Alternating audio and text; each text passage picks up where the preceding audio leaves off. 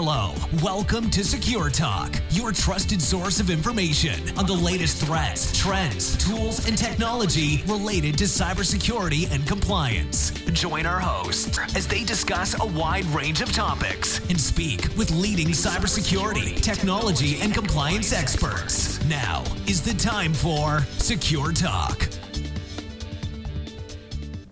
Hello, everybody. Welcome to Secure Talk. Secure Talk is brought to you by adaQuest, your cybersecurity and compliance partner.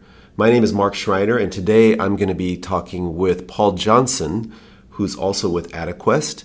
And we're going to be talking about Paul's experience recently taking the CISSP and passing the exam. So first off, Paul, congratulations on passing the exam. Thank you, Mark.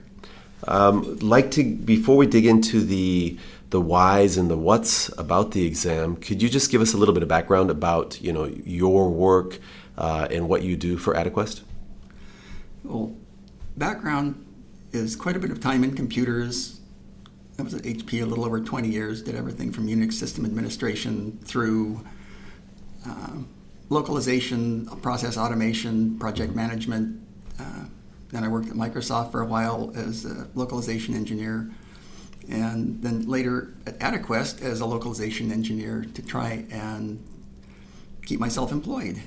And the truth is that the localization industry doesn't want to pay very much for localization engineers anymore, so I'm changing careers. Okay, so that's interesting. So you are I wouldn't even say mid-career, I would say kind of tail-end career, but making a change. You've always been in IT. And you've worked with, as you said, with HP and Microsoft, and even in the localization space, you were more on the localization engineering and IT side of things, and you've decided that you want to make a kind of a career directional change. Why security? And in fact, maybe back up. I mean, is that what your focus is now? Is it security? But I think you're also doing some compliance work, right? Yeah, security and compliance. It's partially guided by the direction adaQuest is going. Okay. I like the people at adaQuest. They're good people to work with. Mm-hmm. And they have good contacts at Microsoft for security and compliance and really good connections. And I think it's a growth industry, given as many breaches and security exploits as you hear about all the time. I don't think it's going to slow down anytime in the next 10 years.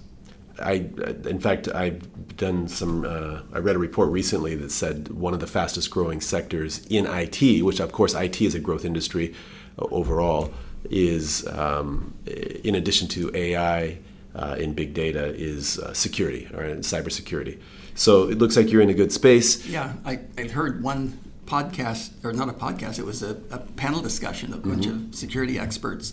They were referencing a Gartner study, and they were predicting by 2019 there would be 1 million unfilled security jobs in the U.S. Wow. By what year? 2019. That's not that far away. That's a year from now. That's a year and a half. That's a year from now. That's great. Great for people in our position, right? Yeah, but not so good for the whole industry, because that means there's going to be a lot of need for security information and engineering and not enough people to do it. Right. So was that, in addition to your desire to make a career, I wouldn't say complete change, but a directional change, I guess, was that the reason that you decided to go for the CISSP? Part of it was dictated again by a group at adaQuest. Mm-hmm. And he did a bunch of research into different security certifications and selected the CISSP as probably one of the most useful and indicative of skill level. What other certifications or exams or credentials did you look at? I didn't do the looking. Okay, so this was from the leadership decided that CISSP was the most relevant or the most appropriate for what we were trying to achieve. There are several other standards organizations that put forth their own security certifications, and for different areas, I think the feelings are mixed about which one's the best, but CISSP is one of the best. Awesome. So how long did you study for the exam? Well, as a group, we actually started studying probably 6 or 8 months ago. Okay. And then we would meet every week and go through practice exams just to get a baseline of how everybody was doing. We'd try to do practice exams and then answer the questions as a group. And we discovered that even as a group, we were only getting about 70%. Okay. And we needed 80% to pass. Mm-hmm. So did you also do a fair amount of studying on your own then? Yeah, quite a bit. Okay. Especially towards the end. I think the main thing that the group did was give us a baseline for an overview of all the material that we had to cover, because it's such a vast amount of material. I think you mentioned that there are 8 different domains covered in the exams. Are you allowed to say? Oh, yeah. I should back up and tell everybody who's listening that the exam provider they're kind of strict in terms of the type of information that you can share. I think you have to sign an NDA, and you have to be careful about what kind of details that you provide others about the exam. And so we can't really dig too much into the particulars, just because we want to honor the agreements that we've signed. But in terms of the 8 domains, what were they? It's actually changing on April 15th, but it only changes slightly. The domains currently are security and risk management, asset security, security engineering, communications and network security, identity and access management, security assessment and testing, security operations, and then software development security. Okay, so kind of a broad spectrum there. Were any of those more or less interesting or more or less difficult for you? I think some of them were new for me. Okay. Like security and risk management. I hadn't ever done anything with risk management before. Now that sounds more like a policy level versus technical. Is that? It's policy level, and then deciding processes for dealing with risk and how to quantify it in a way that makes it actionable for businesses. Okay. And then asset security is similar. Right. How do you track secure? Yeah. How do you track the security level of assets, and what levels are they secure in? Okay. And were out of those 8 domains, were any of them what you would consider to be technical?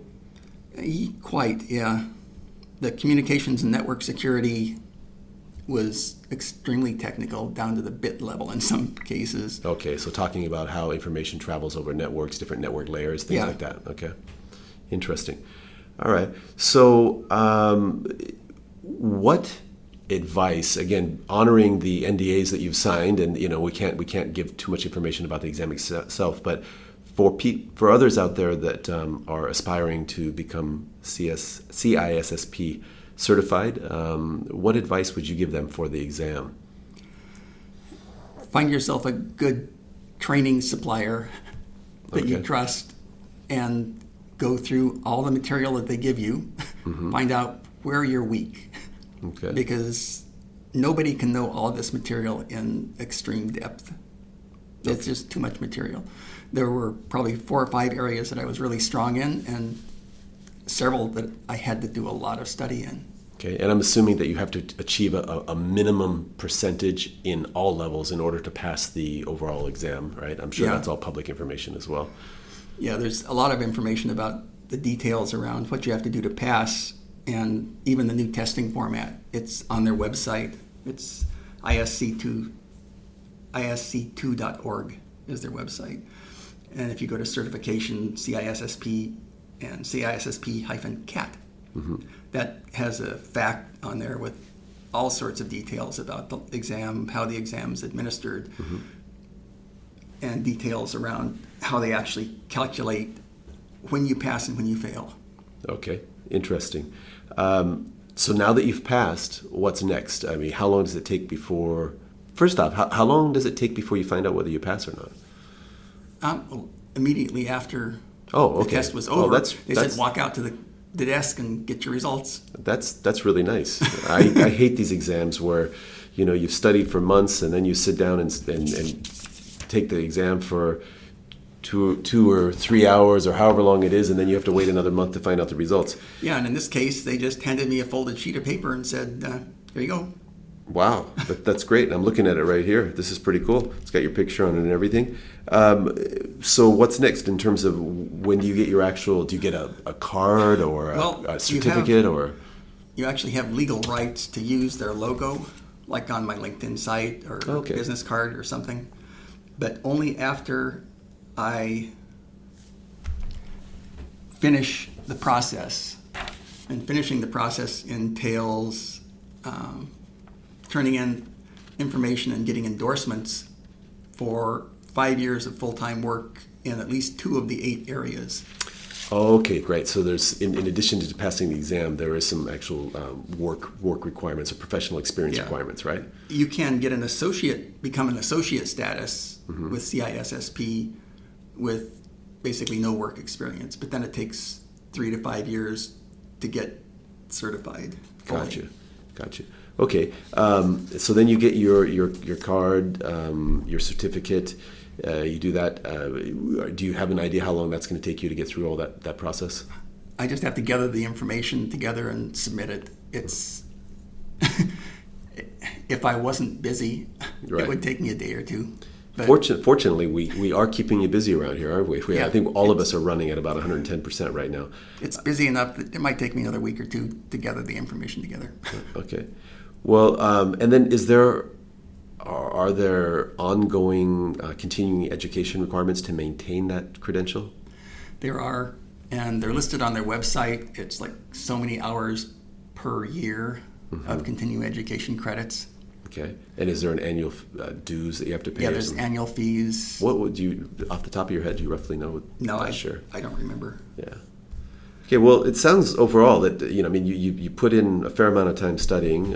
You studied on your own. You studied with a group, and then you went in there and you took it, and then you got to compile some other experience. But overall, it sounds like a very positive experience. Yeah, I think the most valuable studying that I did was toward the end when I basically just took practice exams and tracked which areas I was weak in, and whenever I found something I was weak in, I studied it in depth and then kept taking practice exams until right before I took the test. And were these practice exams supplied by the testing organization, or no, did you go to? No, they were supplied by the training organization that we bought our material from. Okay, great. A lot of times, so I've taken tests before. I should back up. I've taken industry, credentials or qualification type exams before. In a former life, I was a financial advisor, so I took the Series 7, Series 63, the state insurance exam. And the funny thing about those exams is, at that time anyway, a big chunk of the content really wasn't relevant to what anybody was doing on their day-to-day job. It sounds like, though, for me, the type of information that you were studying for the CISSP, that it probably will help you in terms of giving you some additional foundation or depth of knowledge in certain areas that would help you in your day-to-day job. Is that how you feel? Or? I think a lot of it is foundational. Some of it is outdated because it's historical, like when they were talking about different encryption methods and algorithms that the Romans used, Right. But that's probably not going to come up. But I guess come up a lot. But it probably, I guess, is there to help you understand the evolution of technologies. Where things came from and how they got to where they are now. Yeah. And just understanding how all the pieces are glued together gives you a better overall feel for the whole direction that the industry's going. Excellent. So what's next for you? I mean, you've got the CISSP now. Any other credentials, certifications that you want to pursue? I'm working on probably more specific Microsoft certified professional credentials that deal more with nitty-gritty implementation, like Azure identity management and implementing Azure domains and tenants. Okay, and those are those things that hopefully you can apply to some of our clients or challenges that some of our clients are facing. It's good. Okay, well, hey, again, huge congratulations. Any other thoughts or comments you'd like to share with us? Overall, it was a very positive experience, and I think it was well worthwhile being exposed to all the material, because there's a lot of it that I would have never studied on my own. Mm-hmm, right. So it kind of forced you to get in there. It forced you to get a really broad knowledge base for the whole security area. Okay, well, excellent. Hey, well, Paul, I appreciate you sharing your experience, and I really appreciate the work. I mean, because everybody in that study group is working a full-time job and has life outside of adaQuest, and was working really hard at the same time to prepare for this exam. Huge commitment of time and energy. So congratulations on that. And again, thanks for sharing with us and joining us. And thank you, everybody, for listening to this episode of Secure Talk. Secure Talk, again, is brought to you by adaQuest, your cybersecurity and compliance partner. Take care, everybody. Bye. Hello. Welcome to Secure Talk, your trusted source of information on the latest threats, trends, tools, and technology related to cybersecurity and compliance. Join our hosts as they discuss a wide range of topics and speak with leading cybersecurity, technology, and compliance experts. Now is the time for Secure Talk.